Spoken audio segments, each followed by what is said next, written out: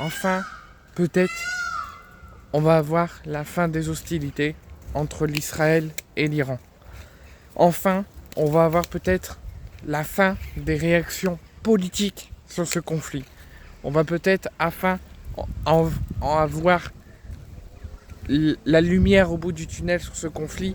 et l'arrêt des réactions et de défenses abusives et totalement honteuses de certaines personnes politiques, certains pays qui osent défendre Israël face à l'Iran alors que c'est l'Iran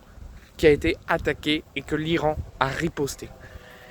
Et avec l'aide des Américains, ça a fait dégénérer le conflit, ça a peut-être été amené à une grosse arrivée d'une désescalade qui se finit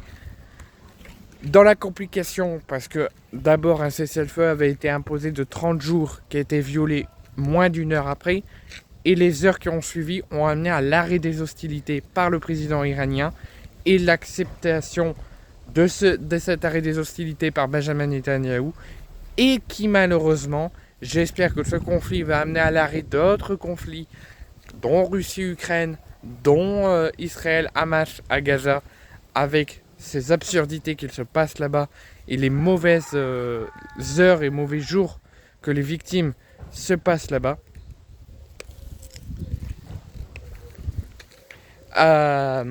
J'espère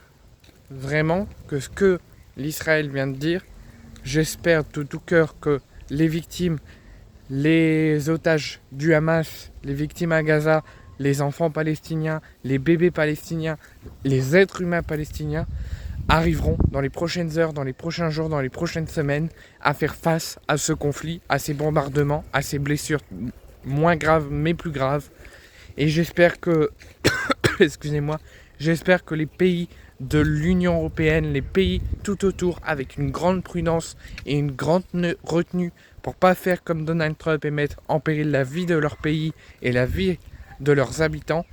J'espère qu'on va tout faire pour aider les victimes à se remettre de ce conflit, à tout faire pour se reconstruire et à y faire face, et non pas avec de l'aide militaire, mais avec de l'aide humanitaire pour aider les Ukrainiens à faire face au bombardement russe et aider les Palestiniens et les victimes de Gaza à faire face au bain de sang, au criminel de guerre qu'est Benjamin Netanyahou et au pays de guerre qu'est l'Israël, qui a décidé maintenant, après 13 jours de guerre avec l'Iran, après la fin des hostilités qui d'abord a été violée par l'installation du cessez-le-feu et qui finalement a été autorisée juste après, j'espère qu'ils le respecteront. Mais en tout cas, ils ont bien dit, on ne